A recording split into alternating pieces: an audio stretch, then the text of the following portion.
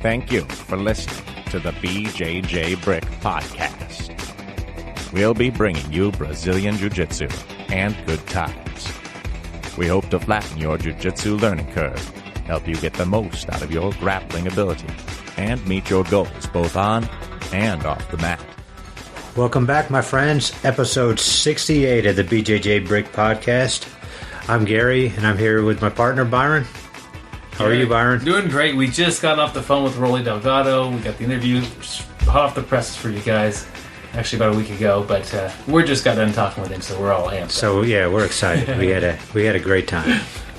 So today, as Byron said, we got our interview with Roli Delgado. We have our quote of the week. We have our, as usual, article of the week, which is about drilling, which is a major component to getting better at jiu-jitsu. Absolutely. Yeah, something kind of funny that nobody can tell right now is when we do a typical podcast, we have two microphones hooked up to a little soundboard here, and it's nice, you know. We just talk. We have our own microphone. Yeah. But when we call somebody on Skype, I hook up the soundboard differently, so I get them coming in one channel, and then Gary and I have to share a microphone, which is fine. It works because we're not both talking at the same time, and we're not in each other's face. Well, we just got off the phone with Roli. We transitioned to doing this right now, and we're only on one microphone. Yeah, we're sharing a mic, so it's really nice to be growing pains. Extra close to Gary here today. Yeah. But that's, I don't know, I think it's kind of funny.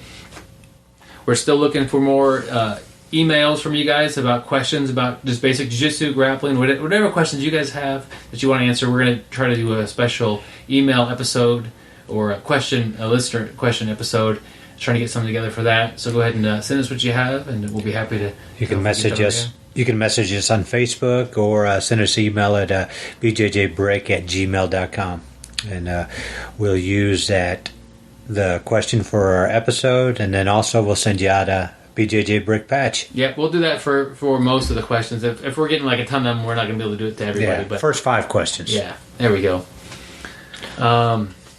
We also have, if you want to keep up with us, we have a email list. It's mostly the notes from the show that just came out. The email list comes out every Tuesday, or the email newsletter comes out every Tuesday. It's got a couple of audio books in there for you to help you with, getting ready for tournaments, balancing your game, just things like that. Things that weren't quite like a full podcast episode, but are definitely good information to grab a hold of. So if you want a little bit more, go to our Facebook page or the website, bjjbrick.com, and put your name and email address in there, and every Tuesday you'll get a little newsletter. Gary, we've got a quote of the week from Sun Tzu. He's the guy who was the Art of War. And he didn't really write the Art of War because it was like a poem that was passed down from generation to generation. Oh, I didn't know that. He wrote it down. Yeah, so I learned something. So here's something that Sun Tzu said. Therefore, those skilled in war bring the enemy to the field of battle and are not brought there by him. And that's kind of a weird grammar and whatever in there. But basically, those that are good at combat bring the enemy to them. In Jiu-Jitsu, I'm thinking like, I'm going to bring you to my game. I'm going to show you my brick, my BJJ brick, and you're not going to get to show me yours because I've got. You're going to take them out beforehand. Yeah, I've got a way to get you to my battlefield. Does that make sense? Yeah, you definitely want to go against your opponent, and you want to put them in your strongest area. You want to fight where you're best at, which is going to give you the best chance to win the fight. Yeah, you don't want to pull the one guard that you've never worked in your life. Or you've worked for 2 weeks. Yeah, or if you're going against a guy with a sword, you don't want to pull a guard in the battlefield. Yeah, that's true. Yep. It's all different strategies for different situations, but the sword guy, you might have to shoot that guy like Indiana Jones. Yeah, what do they say? It's like don't bring a knife to a gunfight. Yeah. It's not, unless you're very good at throwing it. Yeah, even then. Throwing stars. That's a whole different martial art. Bow staff. Yeah, how is your skill with the bow staff, Gary? Not very good, but back in high school, these guys wanted me to join their gang because I did have a little bit of skills with a bow staff. We continually quote Napoleon Dynamite on this show, man. Well, we haven't done it in about 30 episodes. But it's funny though that's the movie that keeps coming up because the bow staff gets us there a lot, and a few other little reasons. We use the bow staff and we use break the wrist. Gary, real quick, what's the funniest movie that you enjoy? The funniest movie? Yeah. I would say Fast Times at Ridgemont High. Okay. What about you? I'd lean towards The Big Lebowski, Okay. but that people probably won't agree. But I like that movie a lot, and it's funny. And every time you watch it, see Napoleon Dynamite's pretty good. it's a funny movie. Yeah. Yeah, it's just funny It's up for there. different reasons. I like Borat as well, but that's just a whole different movie. Yeah. Anyway, Gary, that was our quote. Let's get on with our article of the week. It was BJJEE, which is Eastern Europe. Put this article up. It's called Drill to Kill. I love that. Drill to kill. Science backs up effectiveness of drilling for jiu-jitsu. So we're getting into some science here, Gary. Definitely. We might have to go back to our Daniel Coyle episodes. Yeah, that's true. If you want more information about drilling and learning techniques at a fundamental level, do check out the Daniel Coyle episode. And he didn't know anything about jiu-jitsu, but he's a phenomenal teacher of learning skills. Yeah. Well, he probably knows a little about jiu-jitsu Now he after does. talking to us. It's rare that we get somebody on the podcast that I could actually choke out, and he was one of them. But he has a really good book. I never thought of it that way. Everybody we talk to is, could put us to sleep quickly. But that guy. Anyway, this article is funny because it starts off, it says, according to science, you should stop reading this article and just go drill. Like, that's how you get better, is to just go drill. And it gets into a little bit of science stuff. In 1983, they put people in an fMRI scan, and this is looking at your brain and kind of figuring out what's going on as it's happening, like live. And they would have you either push like the right button or the left button, and they say, okay, think about it, what you're gonna push. And a full 7 seconds before you would push a button, your brain would already indicate which button you're gonna push. That's crazy.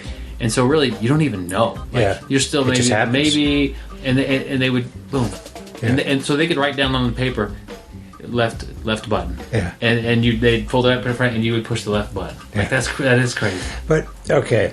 I mean, this is going a little off topic, but I run into this all the time. I ask my wife, where do you want to go to lunch? Yeah. But she can never make a decision. Yeah.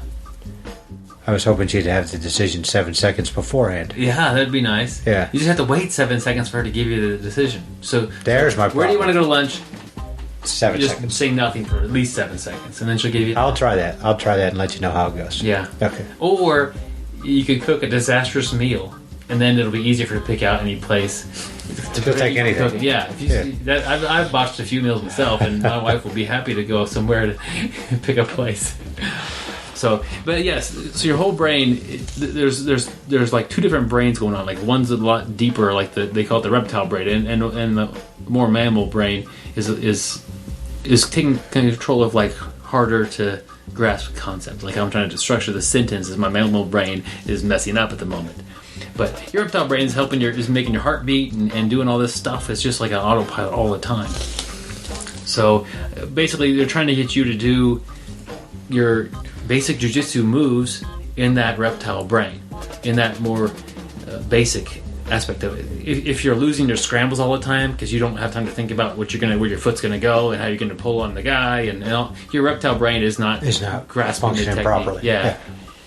So they suggest that drilling would be a way to get that part of your brain into. And that is true. Think about it. How many times are you going to scramble? You don't think. You just act. Yeah. It just happens. Like, I don't say, oh, I'm going to, grab a front headlock, or I'm going to, during the scramble shoot for a single leg. It just happens. Yeah. Now, it doesn't really get into this, but to me, effective drilling is not grabbing a partner and drilling like a technique over and over and over and over and over. I mean, that could help you get better at that technique, but like positional sparring, like that kind of a drilling with like a little bit of resistance is I think that's going to activate that reptile brain more efficiently, I think. Or if you think about like how are you going to learn how to get better at a scramble, you can't just like slowly drill that. Yeah. You need to be in lots of time that you're scrambling, which is hard work. But if you can create those environments where you scramble many times, the key words, like you said there, create those environments. Yeah. Because that's really what you have to do. You have to put yourself in that position. And it's not easy to create those environments if you're rolling, if you're just doing the move. You have to, like you said, positional spar. You have to have that awareness of that position. Yeah, I mean, if you want to get better at triangles, I could throw on triangles on Gary and he could let me. But if I get Gary in a triangle and we say go, and I try to finish, he tries to escape, we're both going to get better. Yeah, and that's when I think of drilling, like good drilling, that's good stuff right there. I remember last time doing that with you, where we were working like on a Friday night. My neck was hurting for 2 weeks. But we both got. I mean, one of us was getting better at doing a triangle, one of us getting better at getting out of it. Yep. Opposed to doing a triangle, just while you're drilling rolling, it over. it's a few minutes at night if you're lucky. Yep. Yeah. You get that time in there. We spent 30 minutes cutting triangles and putting triangles on. Yeah. But so the article goes on, and if you're able to not think about like a lot of what you're doing, it's just happening. That you could think about what they're doing. You could take that next step. You could think about 3 moves ahead. You could really break down. Okay, this guy's grabbed me this way. He already did that once. Next time he does that, I'm going to capitalize on it. It takes you away from like what's happening right now into to being able to predict what you're going to do, what they're going to do, and really take a step ahead of somebody just by having that good background of drilling and having your more basic brain take over a lot of your grappling function. And that's just, I mean, basically, it's a lot of time on the mat. It's a lot of mat time. Yeah, it's mat time. That's basically what it boils down to. Yeah. So, very interesting article, and there's links to these studies and all this crazy stuff that's really cool if you want to get in deeper into it. bjjee.com, and the article is called Drill to Kill. Science backs up effectiveness of drilling for Jiu-Jitsu. Check it out. I'll put a link to it in the show notes. Very interesting article. I think it's that time, Byron. Dinner time, what do we got? We got time for Roli Delgado. All right. So let's get on to the interview. My legs hurt just thinking about this. He is the most interesting grappler in the world. Every time he gets a submission, Subway gives away a free sub. He can get you a toe by 3 this afternoon with nail polish. He has lost more than 1 tooth teaching the kids class. His bucket list can be used as an actual bucket. It often holds ice, gauze, and Vaseline. I don't always listen to podcasts, but when I do, I prefer the BJJ Brick podcast. Stay listening, my friends. All right, my friends, I'm happy to bring Roli Delgado to the BJJ Brick podcast. How are you doing today, Roli? I'm doing great. I'm happy to be a guest on the podcast. This is awesome. Yeah, we're happy to have you here. Definitely going to talk a lot about leg locks, a lot about you, and we're going to have a good time talking about jiu-jitsu. Heck yeah. Could you introduce yourself a little bit to people who may not know who you are yet? Yeah, sure. My name's Roli Delgado, and I'm a second-degree black belt with Dental Implementa under GF Team. I run a gym in Little Rock called West Side MMA, and it's actually a fairly decent-sized gym, even though we're a small city in a small populated state. But yeah, so I've got a gym in Little Rock, and love jiu-jitsu, love martial arts, love teaching MMA, and that's pretty much sums me up. Roli, how long have you been training jiu-jitsu? I started training in 1999. And have you been in Arkansas the whole time, or did you come to Arkansas from somewhere else? Or all of my jiu-jitsu training was done, at least started in Arkansas. Okay. I moved here from Philadelphia when I was 15. That was 1998. I had done 2 semesters. This was going into my junior year. I had wrestled my freshman and sophomore year in high school.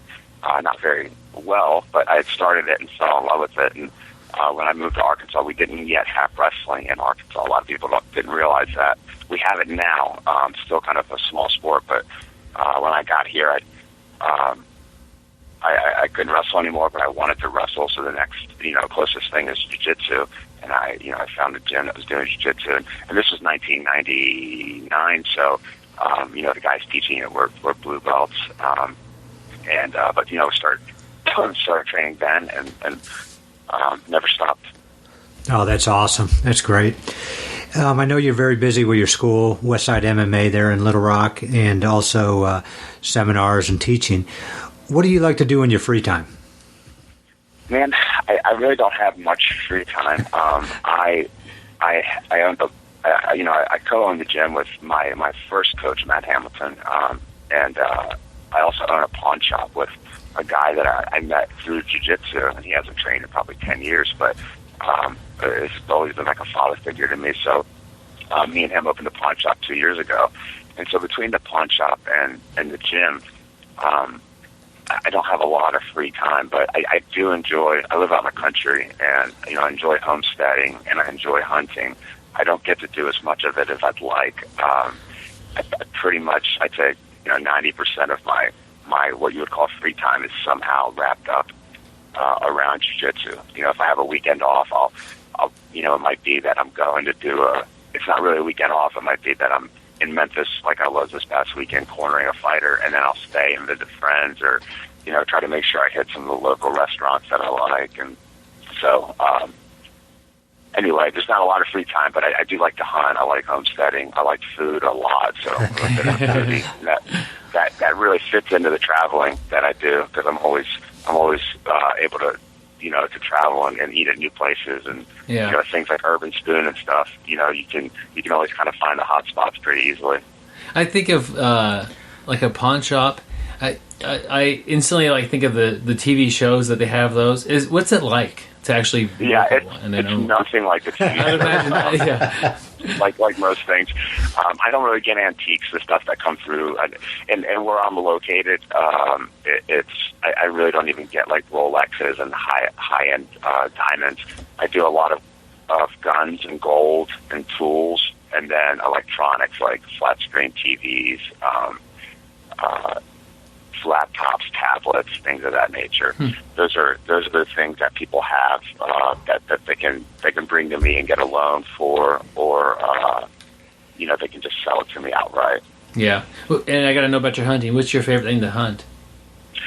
Deer, for sure. I'm just enamored with those animals. I think they're just beautiful animals, and I live on 10 acres that's surrounded by a big parcel of land at the end of a dead-end road. So I hunt my land a lot for deer. We don't really have any monsters here, but I really enjoy canning deer meat and harvesting the deer and butchering it. So when I hunt at my place, we're just doing it for meat. And then my father owns some land in Illinois, so I've yet to kill a monster buck, but I go up there once a year and hope to get lucky and find a big deer up there. That's cool. At the time, I would duck hunt. I like to duck hunt, but it's a really expensive sport. It's really big here in Little Rock, but I just can't do enough of it to. I like to do things like all in or not at all. So I kind of pass on the duck hunting because I can't. I don't want to spend all that money and only get out there once or twice a year. Are you hunting with a bow, or rifle, or both? I use a modern gun. In Illinois, we have to use rifle-barreled shotguns, and here in Arkansas, we can use rifles. I would love to do bow hunting, but because it lengthens your season so much, and of course, it's definitely better. There's a more sport aspect to that, but I just don't get to be in the woods that much, at least not right now. So I don't get to really practice with my bow. I mean, I have a bow, but I haven't really gotten into bow hunting yet. That's the hard part, like you said, trying to find time. As busy as you are with your pawn shop, with your gym, cornering fighters, and just trying to find that happy median where you can get out there. Yeah, and that's what I noticed when I go to Brazil. You see these guys, and they live a lot lighter than we do here in America. They don't, they live at home. They're training twice a day, and they have time to really pursue their passions 100%. Especially the ones that have the support structure where they can still live at home and stuff. And the thing I notice about these guys is that they're obviously phenomenal at jiu-jitsu, but they're happy. Like, they're so happy, and that's something that really sticks with me every time I go down there.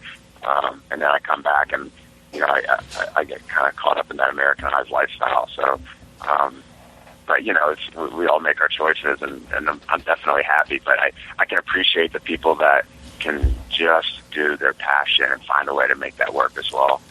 Yeah, that would definitely be awesome. Hey, you were just speaking about Brazil, and I know, weren't you just in Brazil here just a little while ago? Yeah, I spent 2 weeks down in Rio and did some training. Actually, I booked the trip. I was on the fence on whether to go or not, and I had a root canal fail, and I needed to get, and I ended up needing 2 implants for my 2 front teeth. And here in the States, it was going to be like $8,000 to have it done. Yeah, it was really, really expensive. So coincidentally, my coach, Denilson Pimenta, he knows this very good dentist there in Brazil, who's a De La Riva black belt as well. And he put me in touch with this guy, and so I sent him my x-rays and talked to him a little bit. And, but, you know, it's going to come out to be less than half of that to have my teeth done. So I booked my trip and I went down there, and this was the first time I've taught some classes down there, but and I don't know any other Americans. I'm not saying I'm the only one, but anybody else that's actually been paid to do seminars in Brazil. But I actually taught 2 seminars while I was in Brazil, one in Santa Cruz and one in Anchieta, on the basically the legal leg locks, and they loved it, man. It was so cool. Like, they were so receptive to it, and it was helpful as well to make a little bit of spending money while I was down there doing the seminars. So that was awesome as well. But yeah, so I went down there to get my teeth fixed, did some work, and of course learned a whole bunch while I was there as well. That sounds like a perfect trip and a great, you know, I guess I'm looking for an excuse to get to Brazil, you know, because it'd be amazing. But to save money on a surgery that you have to have anyway, that's perfect. And then you're able to do a couple seminars that they were really hungry for. That's awesome. Yeah, it really was a super cool trip. You know, I've been to Brazil 4 times, and I think I've been to the beach on all 4 trips. I think I've been to the beach like 3 times. You know, when I go there, I just want to eat the amazing food they have, and I want to train jiu-jitsu as much as I can. But this trip was really, really awesome. And the more I go, the you know, you start seeing the same faces multiple times, and so you start to make some real relationships there, you know, and that's really cool as well. Brazil's a real welcoming place, but the people, the Cariocas, the people in Rio, they're known for being like such amazing hosts, and it's so true, man. I mean, they really are amazing people. It's awesome. And then what's really awesome about that too is, like you said, you're an American down there in Brazil, and they're asking you to teach seminars, you know, with illegal leg locks. And I was going to say, let's talk a little bit about your legal leg locks. Like, how long into your game did you start training leg locks, and how did you become so good at leg locks? Great question. You know, it's wild. I didn't really get in. I've always kind of gone for them, but I never really got into them until about the time I got out of the UFC. And that's just, there was no reason for that. It's just kind of how it worked out. I wish I would have had this knowledge when I was a little younger and still fighting. But basically, there's like a guy here in in North Arkansas, and he's a black belt under Dokar Kavician, and who's a great Sambo guy and has his own style called Hyaston. And those guys are great at like a lot of things, not just leg locks, but they're definitely known for their leg locks. Well, this guy, me and him became friends, and he was like an encyclopedia. Like, I don't know if you've ever seen that, like, Gokar and Jean Lapel book. It's like 1,000 submission moves. It's like this giant phone book of stuff. Well, this guy's just like that. He knows so much stuff. And he would show me leg locks, and he just blew my mind. And so I would drive out and train with them, and, you know, we'd spend the weekend riding horses and stuff. He's a big cowboy and super fun guy to be around, loves to hunt. And so he taught me a lot about leg locks. Well, about the same time, maybe a couple years later, Billy Robinson, who taught Sakuraba and Josh Barnett, who was the last real catch wrestler. I think catch wrestling is awesome. And this guy, Coach Billy, ended up retiring in my city. And so I gave him a job to help him, you know, with some spending money and stuff, teaching some classes at my gym. And he, what you had referenced before about really liking the power source of my app, he really taught me how to learn and really taught me how to break techniques down. And he's the one that specifically told me to use my feet as a power source with the straight ankle lock, and that's such a key detail. In doing straight ankle locks, and so kind of he's taught me more than that, but the influence. I was very lucky to have access to Billy Robinson and Max Bishop, and also be a black belt in jiu-jitsu already, so I had the balance and the understanding of how to apply the right timing and the right setups to these awesome finishing details that I received from those two coaches. So that's kind of how it happened. I was just open-minded, and I've never just been a pure sport jiu-jitsu guy. I've always been more of an MMA guy, and now I'm competing more in sport jiu-jitsu, and I love that as well. But being open-minded and going and training with these guys allowed me to then take that knowledge and just try to apply it to jiu-jitsu. And I didn't invent or discover, I should say, very many things. I really just adapted things that were already there and kind of, took the things that I could use in jiu-jitsu and refined them, and I'm still refining them. And that's how we kind of got to where we are, and that's how I became proficient at leg locks and, put out the app and stuff. Yeah, Roli, you referenced Gary mentioning the power source stuff, and made me think that before the interview we got to talking and having a good time talking about jiu-jitsu, and Gary mentioned what he thought of your app and about the power source, but that actually wasn't on the interview. So let's just take a minute and have Gary tell his experience with your app. So Gary, yeah, I've always been messed around with leg locks, and to be honest, I thought I was okay with them till one day I decided to buy the legal leg locks, Raleigh's product there, and what I was telling Roli there beforehand is it changed my game. I'm not saying this just because he's on the show. It really did change my game. It was probably the best $29.95 I've ever spent in my life. But on top of that, it's an app. I always had it with me on my iPad. I could always check it out. But he just goes so much into depth. It's not just showing a move. He's talking about it. He explains the move. But the things that really helped me was two things that really stuck out to me. First, he spent a whole bunch of time just talking about how to grab the foot.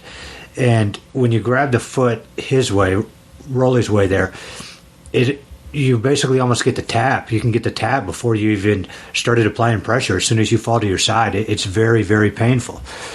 But the second part, when you have a guy who's very well versed in leg locks and you're trying to put him on there, a lot of times that's not going to work right off the bat. I'm not going to be able to get him to tap, just falling to the side. So, and that person's going to start defending. And what I was always missing is what Roli calls the power source. Using your legs to get power as you're pulling back on that foot. And this app is just very informative, and it really did change my game and made me a much better grappler. Thank you, Roli. Yeah, brother. Thank you so much for those kind words, and it's always rewarding to just hear testimonials like that. And I did do my best to put everything that I knew at the time on there, and I agree with you in not being boastful, but this is that's an area of the game that it's just having another weapon in your arsenal, and I just think it's just a great little tool, and heck, I was training with a really good brown belt, Brian Stubiner. I don't know how to say his last name, but he's out of Springfield. Super good guy, and he was down and super flexible. So we're training hard, and I'm trying to pass his guard. And he's inverting and he's flexible, and I ended up catching him in a leg lock, and we were laughing about it because he was like, "Man, that was awesome. I thought you were going to leg drag me because I've been trying so hard to pass his guard." And I said, "Yeah, it's like 2 minutes, that I've been trying to pass your guards. I decided to just try to ankle lock you, So this is such a great tool to have. I'm so happy to have it, and I'm glad that folks like you, that are willing to go out there and put the time in and kind of, do your own research, are able to. I'm just glad that the information is getting across to you. And I could tell, when we spoke before that, you really get it. That's awesome. Yeah, and I just love that, being on an app.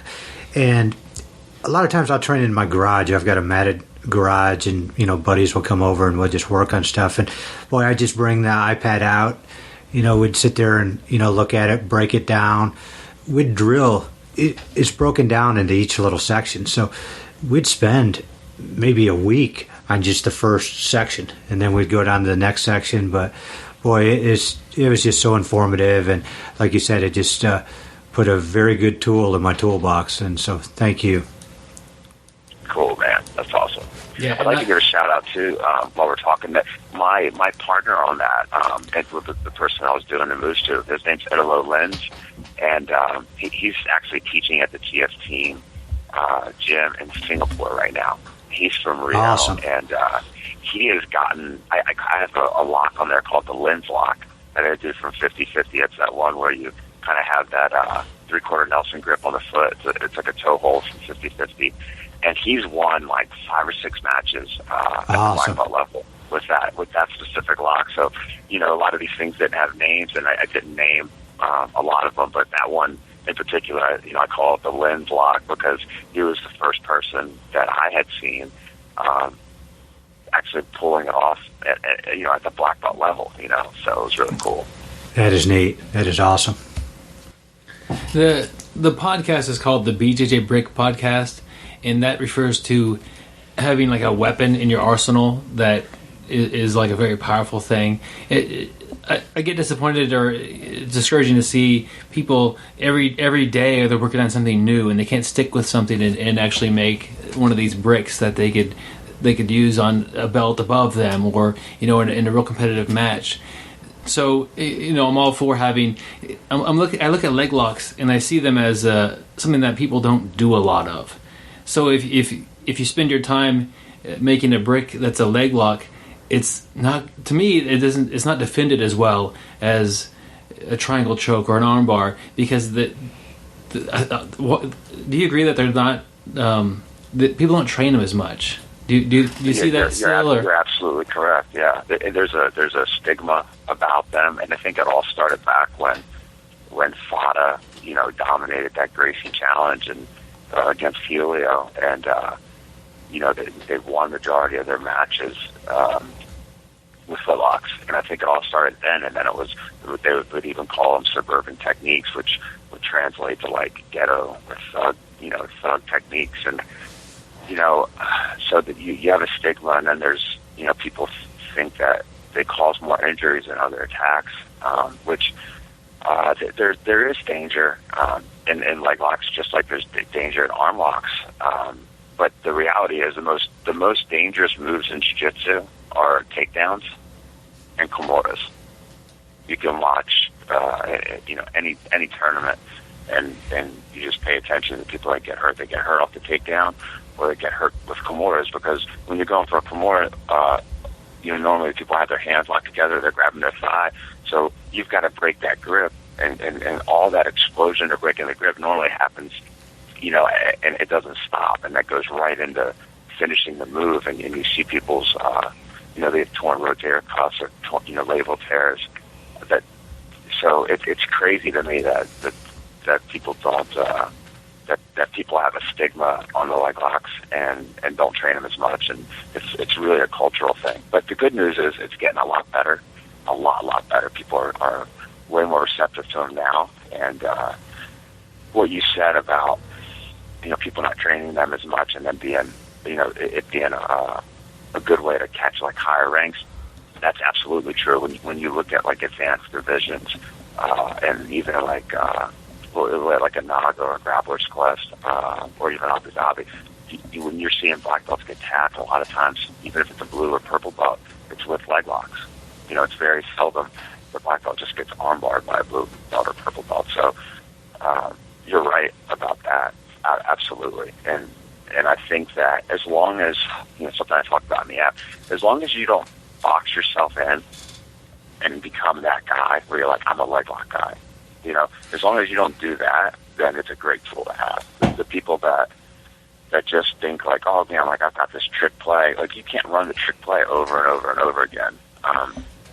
So, you know, as long as you respect the fact that you need to have good balance, and you know, not everything leads to a leg lock. Sometimes it leads to a guard pass, and you mount the guy and you cross choke him or arm bar. You know, like as long as you build your game around solid fundamentals and you just have those moves that make you dynamic, which I think leg locks make you dynamic, at least at this day and age. I think that, you know, it's there's no logic behind not doing them.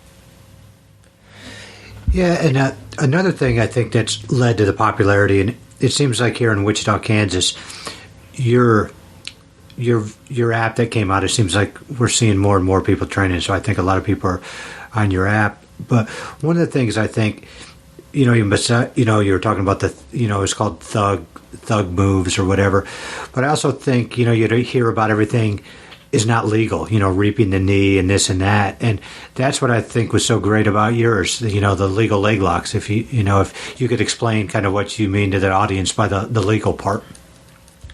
Yeah, sure. So just like any sport, you know, there's rules, and the rules define the sport, and it's the same for martial arts. The rules are what create the differences between the styles. If you took out the rules, if there were absolutely no rules, we would all just be doing MMA with eye gouges and headbutts, you know. When you start putting the rules in, you get different styles, and the rules about pinning are what make wrestlers stronger in certain areas and weaker in others, and the rules about you know, being able to pull guard and are helping develop, you know, ridiculously awesome guards in jiu-jitsu. So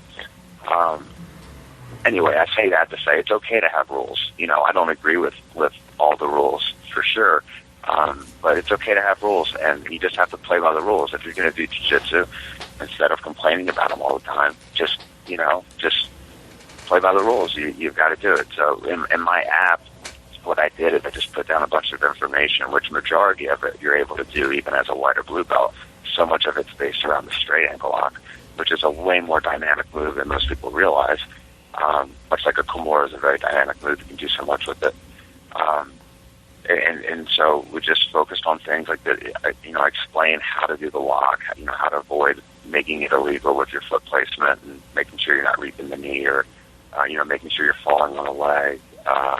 And then talking about other sport-specific things that you encounter in jiu-jitsu, like collar grips, you know, and that affects on what kind of ankle locks you can do, or whether you can do them at all. You have to really respect the grip game. So, yeah, that's what the legal leg locks thing was just it's taken out all the headaches of having. I had the headaches of having to learn. I wouldn't call them headaches, but, you know, I had to go spend hours in it. You know, if that app is 90-something minutes of legal leg locks, imagine how many hours I had to spend learning leg locks to get 90 minutes. You know how abusive the rules are in jiu-jitsu. You know, I had to learn so much about leg locks, and then either alter the stuff I learned or just not use it for that project. And so anyway, like there's so much out there, but I'm kind of going off on a tangent now. I don't even know how to wrap this up. But that's what I did. You know, I put all that time in, and if you're interested in leg locks, you know, for an app, $30 might sound expensive, but it's really just a DVD, you know, in the app format. So you don't actually have to buy a DVD. And to be honest, so I didn't have to print a DVD and ship it, you know. Yeah. That was a big part of it for me. But for $30, man, you know, it's just a wealth of knowledge.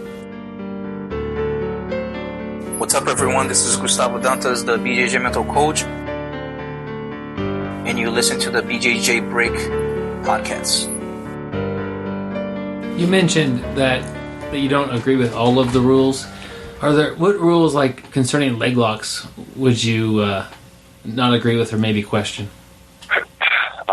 The reaping the knee is definitely a risk that is just way overstated and blown out of proportion. That's the biggest thing that I don't agree with. They should allow reaping the knee, and if your knee gets impinged to where you can't you can't escape, like you're locked in and you can't move, well, then that's a submission, and then you can tap if that was the case. But it's really very rarely a submission. And I knew it would hurt the knee when you did it a little bit, like it could put pressure on it. But I did a match, which I lost by judge's decision, which I thought was a fair decision. But me and Miguel Torres did a match in like 2004 or 5 up in Indiana, and I had him, I reaped his knee, had my legs triangled, I had his far leg trapped, and I couldn't tap him with the heel hook, and so I just stretched my legs trying to put pressure on his knee, and he didn't tap, and he didn't have knee surgery, and it was all good, and I tried to put pressure on his knee, and it didn't work. So that's the main thing. That really, that's really, a big part of my app is built around, avoiding that rule. And it actually made, and I will say this, it actually made my straight ankle lock better. Because even when I'm given the option to reap the knee in no-gi tournaments that allow that, I do my straight ankle lock the exact same way, because it's such a strong move, man. I do it the exact same way, and I don't even go for the heel hooks. They claim that reaping the knee is a dangerous thing, but do you think that that the rule is there to kind of take some of the power out of some of the leg locks, or maybe that's why they put the rule in there? I don't know if it's so much of a conspiracy as much as it is like just like a poor dogma. I think it's just like a cultural thing. It's like you hear it so much, you believe it to be true, and I think you're dealing with a bunch of people that are making the rules that have come up under the same culture of jiu-jitsu. Yeah. But, so many of these guards don't exist, when you're doing leg locks. Or if they exist, but, they play out totally differently. I mean, think about a spider guard where, somebody has both feet on your biceps and both your sleeves. You could literally step on their bottom thigh and then kick your other leg through and reap their legs while they have your sleeves. I'm not saying you would definitely win the transition or get a submission from there. Maybe they come to the top. Maybe something else happens. But, I mean, so many things change when you open the rules up. And, what's funny about this as well, and I don't want to go off on like a political I don't want to go off topic, but I'm a libertarian, and so I really believe in like limited government. And it's funny to me that the same principles behind that I believe they go right into like sport grappling. I think the less rules, the better for the grapplers. It's easier on the referees. It's a more pure sport at that point, and I think reaping the knee would be the biggest start. With gi pants on, especially, I'm okay with there not being heel hooks in the gi. Yeah. Combo doesn't have them. I'm okay with that. I think it's great that we have a platform for them, like Abu Dhabi and MMA. But that's okay. I'm not one of these guys that, I'm realistic. We need a sport that we can all do and that we can grow old with. But they're really missing. They really have changed grappling by making that rule. Yeah, and it does seem like every year that rule book gets bigger and bigger. Yeah, exactly. And what happens is, there's a term called unintended consequences, and so I can't reap the knee. Okay, that's cool. Like, we've got this rule. It's fine. I don't spend a lot of time complaining about it unless I'm asked specifically the question, like, I was today, and I don't mind telling it, but, I think, I'm a jiu-jitsu guy as well, and I compete in jiu-jitsu tournaments, so I follow the rules. But when I go for a knee bar on you, if you actually know how to defend the knee bar, which is amazing, most people don't, but if you buy my app, you'll learn how to do it the right way. But if you open my knees and defend the knee bar, so many times I end up reaping your knee. That's just a transition. So now what? Is it your fault because you're the one that put me in that situation? And then if you move my legs to the other side of your body, that changes everything. Now we're not even in the same position we were. We can't restart there. So you have like all these funky transitions. The guy goes for Berimbolo and he underhooks the ankle and he puts pressure on the side of the knee, on that lateral collateral. Well, now what? It's fundamentally reaping the knee. Is he able to do that, or do we need to outlaw that?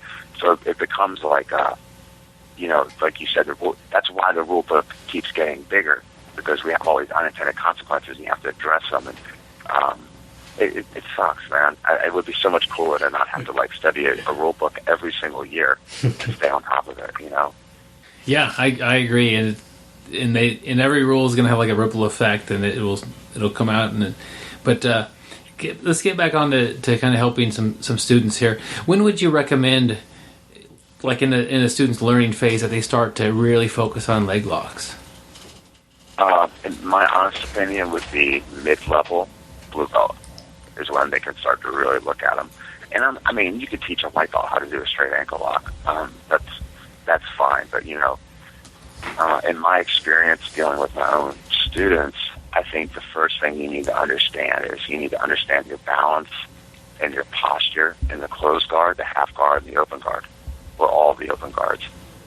And once you understand your balance and you have a good understanding of what the common attacks are from the person on the bottom while you're on top, then you can start learning different ankle locks and be mature enough to not just go crazy on them. Because what happens is they work so well. It's such a powerful move. It works so well that they become addictive, and then you just try to do them all the time because it's a whole lot easier than passing the guard. So I would say mid-level blue belt. Of course, you know, there's other ways to get into the ankle locks just from passing, but that's where most of them come from that or from some type of a butterfly guard setup. Yeah, I found kind of like what you're saying is it's such a dynamic and powerful move, just the straight ankle lock, that I found myself sometimes just doing them all the time, and I have to talk myself out of it. My guard passing gets a little weaker, and I'm just hitting ankle locks, and you know, and it's just a straight ankle lock. I used to think the straight ankle lock wasn't as powerful as it was till I learned it, you know, from you there. But I do see what you're saying. I have to sometimes say, okay, hey, now I'm not even going to hit one for, you know, the next month. I'm going to work on my guard passing, work on cementing my position and attacking that far arm or something of that sort. Absolutely, and as you're explaining that, it's even more so in MMA, but in Jiu-Jitsu as well. It's real cyclical. Like when you're going to stop doing your ankle locks for a bit and start working your guard passes, and then you're going to get good at your guard passes. And then one day you're going to go, man, like, why I'm not attacking ankles anymore. I'm not that real explosive, dynamic grappler that I used to be. And now I look like everybody else, you know, and my ankle locks have gotten a little rusty. And so, like, you'll kind of go back and forth on them all the time. And ultimately what we're hoping to do is, I say we, and I think it's true, but it's definitely true for myself. You know, what I'm trying to do is be so comfortable on the mat from the beginning of the match, from the first grip, so comfortable and experienced that I'm not looking at anything and I'm seeing everything. And that's my goal, you know, and I'm definitely not there, but you know, because I tend to be I'm always working on something, and so what that does is it kind of taints your view when you start grappling, because your mind is focused on whatever it is you've been drilling or whatever it is you've been studying. But to be able to go into a situation and make those split-second decisions on whether or not you finish the leg drag or switch off to an ankle lock based upon just your feel rather than some predetermined notion, I think that's the ultimate goal, is just to be open, completely open, and just taking what comes to you or taking what happens instead of you know, being narrowed down by looking through a specific lens. And I'm not trying to sound like super, like, you know, overthinking it, but that's really what I think. You're talking about being like very comfortable on the mat, not just, you know, training, but actually in competing. How much of that has to do with being like confident in your defenses and able to get out of a bad spot? It's not just your attacks and what you're going to do next, but like, well, if I'm going to end up in mount, I know I could get out. If he ends up passing my guard, I know I'm going to be able to get out. Does part of that come from that? I think they're connected for sure. I think it's super important. Ryan Hall said something in a clip I read the other day, and or watched, I should say. And, you know, he said, you know, great grapplers never get taken out of position. And it's a very simple statement that's really profound. And so, if you were able to operate on that level, you would be a great grappler, and you would be in position, and you can do anything when you're in position, when you're underbalanced, and then you're going to be in the position to take advantage of whatever comes up. And as far as like the confidence you're talking about, absolutely, that, confident to a point of, almost of arrogance, like where it's like, where you can stay positive in the match, even if your guard gets passed, like, like you pass my guard, I'm going to regard you. Like, like you said, if you mount me, I'm going to escape, and I'm going to get right back at it. And, I'm going to be counter-offensive, not just defensive. And that attitude, you see it, like a lot of matches, the match is really close into the last minute. In the last minute, one guy's fatiguing mentally and physically, and then the other guy, he's still going just like he did in the beginning of the match, but he's got that attitude. So the match might end like 8-2, but right up in the last minute, it might have been 2-2. But the other guy had that attitude, like, man, I'm not, it doesn't matter what happens, I'm going to keep going, and that kind of confidence. For sure, I think that's important. But you can't read a book and just be confident. I mean, real confidence comes from hard work and putting yourself through those hard training sessions, and just knowing, knowing that you have to know that to be true to really believe it. You can't be that confident in it if every time you're training in the gym you're getting exhausted and tapped out.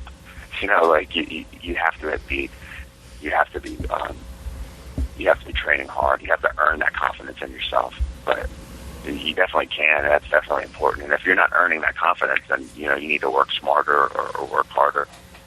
Roli, since we're talking about confidence on the mat, getting on the mat, one of the big questions we get all the time from our listeners is they have their first tournament coming up, and they're a little nervous. Like, what advice would you give somebody who's been training for a short time, getting ready to get on their mat for the first tournament? Man, awesome question. Awesome question. I was just talking to my class about this. But right now I'm having a big explosion in my jiu-jitsu program. It's I'm not signing up like 30 people a month or anything, but I mean, I'm adding new members, and it's growing every month. So I've got a lot of new people. And we're finally starting to get local tournaments. So it's super awesome. And I was telling people this exact question. I was answering this question. They didn't have to ask it because I'm they're my students, and I'm trying to get them ready for the tournament. So the first thing I told them, and I would tell our listeners, is don't go out into the match and just go, well, we're just going to see what happens. I'm going to just feel the guy out and see what's up. That's something that like will come natural to you, and you'll want to feel the guy out and see what's going on and see where you end up, and just go from there. But you guys think you're just getting started in jiu-jitsu. This might be your first tournament. There's going to be a lot of positions that you might even know them, but you don't really know them. Like you're familiar with them, but you don't have any sort of timing in these situations at all. And if that person puts you in that position, that means it's a position they're good at. So not only are you not that familiar with it, you're also in their wheelhouse. So my advice to people that are just getting started in jiu-jitsu and then they're doing their first tournament is you need to funnel that match. That's the first thing you need to do, is funnel that match. The fight starts standing. If you didn't have enough time to develop good judo, which is most likely the case, practice your guard pull. Go in there and pull guard and get right into the guard that you like to play. What you've done at that point, while the other guy's thinking about, am I going to, get a collar tie or wrist control or grab the lapel or grab the sleeve? And he's thinking about all these things, and you got a good half guard, and you drag his collar and you pull half guard. You've immediately funneled the match right into your wheelhouse, what you're good at. So even though you might not have a good closed guard yet, or you may not have a good butterfly guard or spider guard, you went right into your half guard, and now you're not stressing out. You don't have too much anxiety, and you're able to just start working moves that you're good at, and then the ripple effects from that will be, you'll see that throughout the whole match. you'll be on the guy's back before you know it, or you sweep them into a good passing position. So that's what I do. I teach my guys to just get right into their comfort zones right away, to follow the match. And we started off with, from the very first grip, and no-gi, a big thing for me is getting a wrist control. And just, just funneling the match into whatever it is that you do. Whatever it is that you do, that's what you want to do at the tournament. You don't want to do anything else. So that's my advice. I like it. You just get them into your game and do it right off the bat. And I'm thinking that a lot of times, the techniques, especially for the new students, the match doesn't start off the way they like it. So if you start your way, like, I'm not going to go out there. I'm going to go out there. I'm going to pull guard. I'm going to pull this particular guard, and I'm going to get to work. But even if it doesn't go your way at the beginning, have ways to get back to funnel into that, to the bottom part of the funnel, to where you want to be.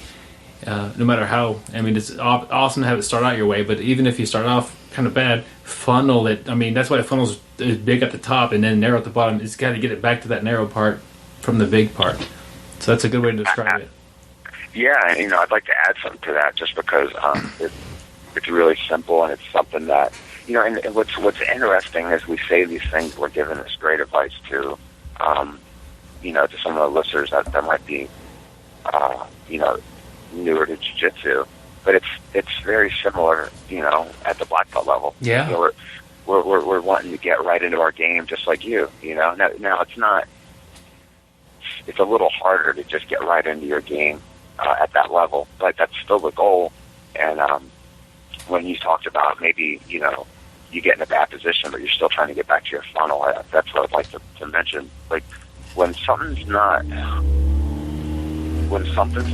going right in the match, and you feel yourself like in a position that you're not really comfortable with. And I'm not talking about being in a triangle or an arm bar.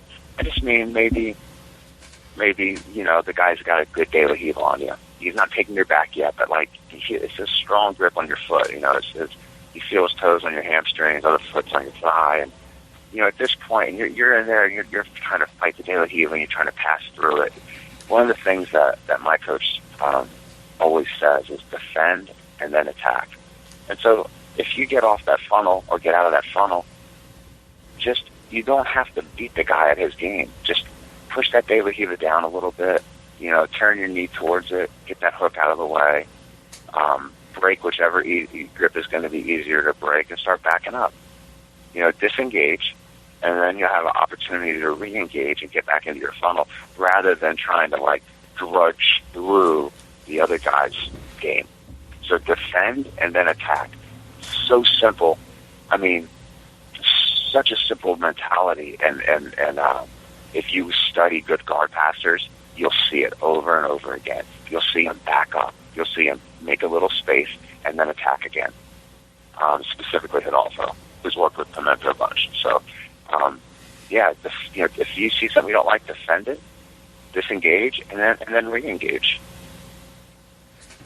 Man, I love that advice right there, because I'm thinking sometimes, like you said, I try to grudge my way through it, just bull my way through it, when just as you said that, it kind of just clicked to me. Sometimes you just need to hear it, where, defend, disengage, then re-engage. And so I'm definitely going to take that to heart. Sometimes I'm a little hard-headed, and it's where I hear it a different way, it makes sense to me, and that definitely did. Brother, I do the same thing, man. Just because I'm saying it doesn't mean I'm perfect. I find myself all the time being hard-headed and have to go, look, I'll give you a perfect example. I love the half guard. I don't really have a build. I'm a real long and lanky guy, so you would think I'd play a lot more spider guard or something. I love half guard. But, man, I get that underhook, and I start going for it, and the guys start trying to darce me. And my initial reaction is, my half guard's better than your darce attack. And I try to drudge through it. And then sometimes I get put in a darce, and I'm having to deal with this gnarly neck crankish darce. And the whole time I'm thinking, that's what I get, for not just, trying to, frame out and then re-enter it maybe under better circumstances. I tried to drudge through it. So I have that same mental snafu that you just mentioned that you had. So I'm getting better about it, but it's still, I'm hard-headed as well, I think. anybody that's willing to stick with jiu-jitsu is going to be a little hard-headed. Yeah, definitely. I think that's one of the traits that keeps us going right there. Yeah, because with the black belt taking so long to get, if you're not hard-headed, you're not going to get it. No way. Yeah, this is a sport. It's it's a marathon. It's not a sprint. Our rewards are going to be few and far between. But when you get to that finish line like you have, it's definitely an incredible reward there. Where are you guys based out of? Minnesota? Is that where I saw that? We're not far from you. We're Wichita, Kansas. Not far at all. That's cool. Yeah.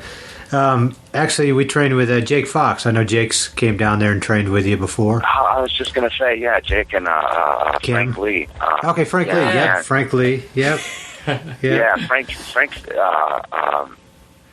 awesome guy, man. He came to one of my seminars in Oklahoma. Yeah. And I might be coming up there to do a seminar this year. We were just talking about that in April, I heard, or maybe? Yeah. I threw him some dates. April's far enough away. I wasn't booked up, so I was like, I sent him some dates. But we're going to make it happen if something comes up and doesn't work in April. Yeah. Me and Jake got along real well. He came down here, and he's such an easy dude to like. So I'm excited. I'll definitely be up there. Well, I'm excited there also, and Byron, and I know Frank will be there, and I think Frank's going to Hillary's seminar here and down in Oklahoma. She's got one coming up here real quick. I know Frank was talking. Yeah. I saw him post on her thread. It's such a small world. Oh yeah. He missed the last one. He said he missed the last one. He's going to try to make it. And, for sure, like Hillary's so cool because her whole game is fundamental jiu-jitsu. She never did anything fancy, and she just did fundamental jiu-jitsu really well. And she hasn't been able to train very much lately, but she came in, and the other day I messaged her and asked her to come in because I wanted to see her, and I had her teach my beginners class with me, and she showed a couple basic smash passes from half guard, and I learned in the sense that it wasn't a new detail to me. It was a detail that I had been overlooking. It was a reaffirming or refreshing. It was something really important that I needed, and that's another beautiful thing about jiu-jitsu is you could be in beginner's jiu-jitsu class and get a really good lesson. Yeah. So that was cool. I learned a real important detail from her in that class, and she's an awesome teacher. Really, really good, and it's the type of jiu-jitsu you anybody can do. It's the type of stuff that we all use, not something that requires you to be missing a vertebrae in your back and be able to put your chest on your knees or something. Rolly, do you have any competitions coming up anytime soon? Yeah, I'm actually going to be doing. It's kind of like a local Matamoros event in St. Louis, or just outside of St. Louis, with an event. It's a new event called Respect One, and there's a lot of big names that are going to be competing. I'll be competing against Jason Bircher, who's a black belt with Untitled Chapter, and that's going to be February 28th. And so I'm looking forward to that match and looking forward to the event because I think Kit Dale is fighting somebody there. I think he's doing a no-gi match, if I'm not mistaken. But Sean Hammond's from Nashville, MMA, and some other black belts in the area that I say the area, I mean all the way from Oklahoma, down to Little Rock, Nashville, St. Louis, they're flying a couple people in. Renato Tavares is competing in it against J.W. Wright. So it's a pretty big event. I'm stoked, man. I hope it's a super success and they keep doing them. Yeah, it looks like I'm looking at. It looks like there's a ton of matches: black belt, brown belt, and even some purple belt. Looks like it'll be really fun. They have an undercard of some really good purple and brown belts, like that brown belt I was talking about earlier, Brian Stubiner, I think his last name is. He's got a gym in Springfield, Missouri. The brown belt with Kyle Terra. He came down to do a little cross training. He's fighting one of Jason Bircher's guys as well. And then one of my students, Brandon Russell, is super talented brown belt. One of the hardest working athletes that I've ever worked with, and he's got a match on the undercard of it as well. So they yeah, it's exciting. Like, it's all the matches you're looking for when you go to a grappling tournament, all the matches you want to see, or even better, but you don't have to sit through all the matches you don't care about. You can just sit down and they've got a real nice venue for it. So like, there's not a bad seat in the house, and it's just going to be marquee matches. So I'm so happy to be a part of it, and I'm really happy to be competing against Jason because we've known each other for so long and we have so much respect for each other. So it's like really nice to be able to compete like at that level and to be on that level with your opponent, and just you can both just go out there and give each other hell, and for sure, like, I'm going to make them buy me a bunch of drinks afterwards. The cool thing is, I'm looking at the roster, the card here, and just incredible matches. But just looking at it, it's like a who's who of the UFC. I mean, you've got Steve Berger, you've got yourself, you've got Kyle Watson, you've got Luigi. Fionvanti, or I don't even know how to say his last name, but that's just crazy. Just the amount of talent, put together here in St. Louis by JW right there. So that's awesome. February 28th, you don't want to miss this. Yeah, it's going to be a blast. I'm pumped. What would be a good way for somebody to get a hold of you or follow you? I'm pretty bad about social media. I'm on Facebook. You can find me, Roli, Roli Delgado. I answer everybody's emails, so they can always email me at Roli, Roli, at kickboxing, and spelled out, bjj.com. That's a good way to get a hold of me as well. And if you want to visit, I think some of my contact information is on, you can get to me through my website, legalleglocks.com as well. And there's some free videos on legalleglocks.com. Some really good material. Some of my friends were commenting about how much, when I was trying to promote the app, how much material I actually put out there. Some people will put out like 2 or 3 teasers, but I probably put out like 15 minutes of Leglock material, trying to really drum up some attention to it. Well, I remember I subscribed to those. I remember getting those beforehand, and I was just waiting for it to come out. So it definitely drummed up my business and my curiosity. Man, that was fun, man. Because I was typing these emails, and I'm small time. I was like super transparent with everybody on the list, and I was like, look, I'm not trying to be one of these guys that just calls a bunch of emails and then tries to sell as many products to you as they can. And there's nothing wrong with that. But that wasn't my thing. I didn't want to get into that business. Like, I just wanted to do my thing on my own and not, have to pay somebody else to market it or I just wanted to do it that way. And it was really cool because people would message me back, and, I got to communicate with a bunch of folks that way. And that was really fun. But, that was a really neat experience to have to, build that email list and then, actually make the app and then email everybody and go, hey, look, it's up, there's no special. You don't have to order it now and save 20%. It's $29.99. It's now up. Here's a link to it.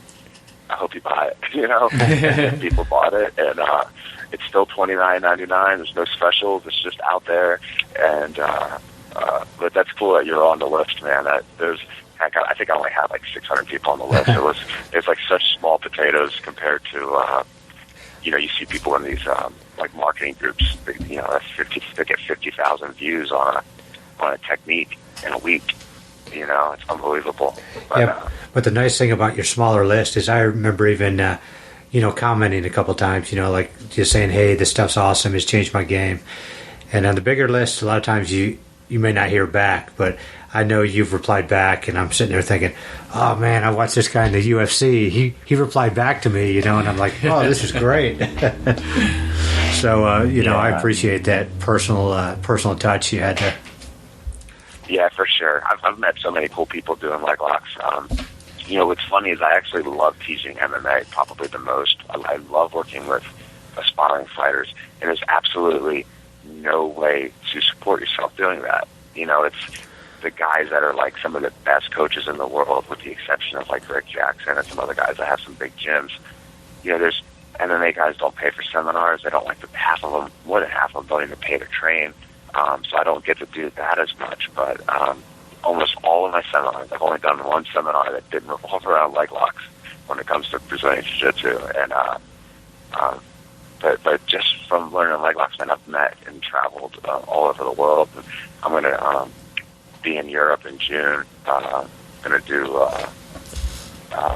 probably do a couple seminars while I'm there. I'm going to take my wife on a vacation there, so awesome. That'll be cool. And it's just you just make all these contacts, and Jiu-Jitsu is great for that. Like I said, I'm in business and still training with my very first coach.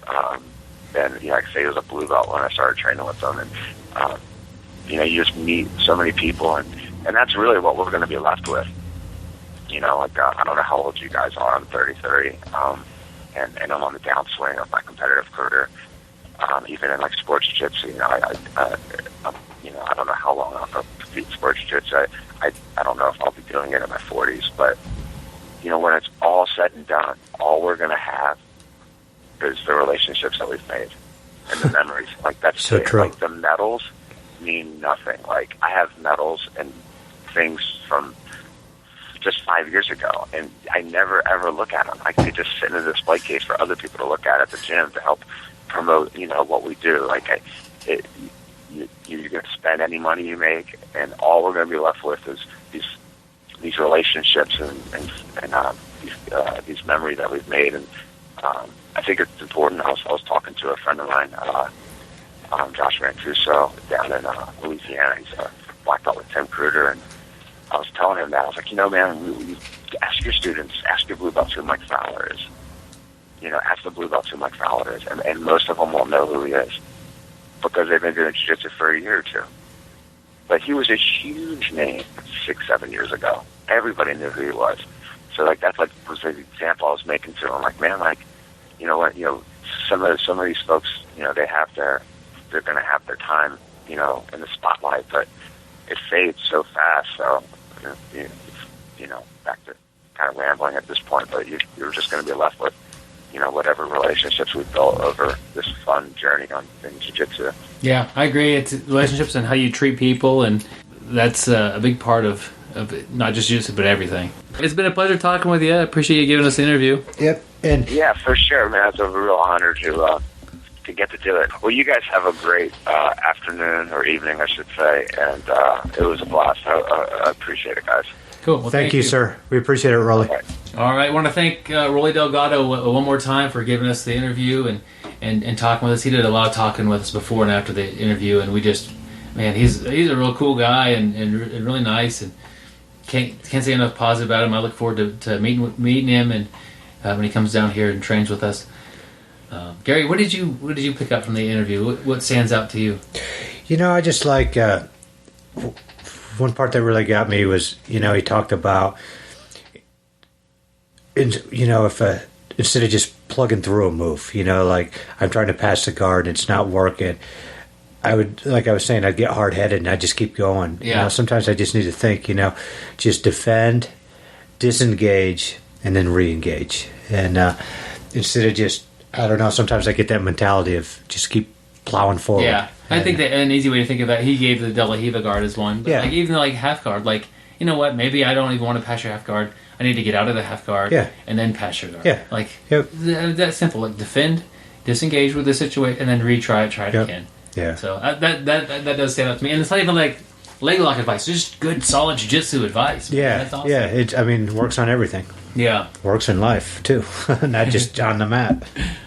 Guys, we do appreciate your reviews on iTunes and on Stitcher Radio. We really look forward to seeing those and all the 5-star reviews we've gotten. That mean a ton to us and show that you guys are out there and appreciating what we're doing. And it helps get the show seen by more people. It gets it higher on the more likely to pop up anybody looking for Jiu-Jitsu podcasts or anything like that.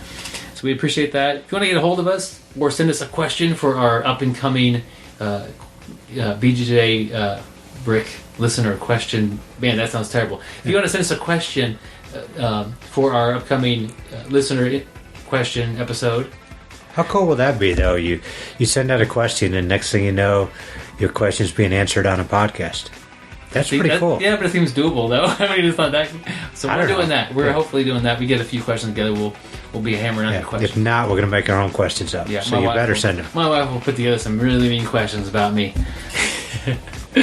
So, anyway, bjjbrick@gmail.com, or you can send us a question on Facebook in the message there. So we'd be happy to see either one of those.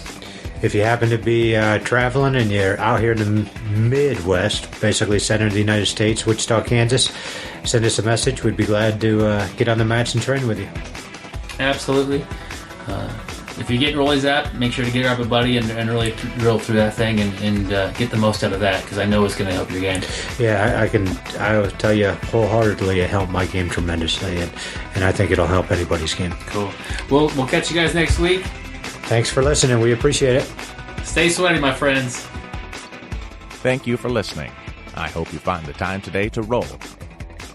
After all, the best way to get better at Brazilian Jiu-Jitsu is to do Brazilian Jiu-Jitsu.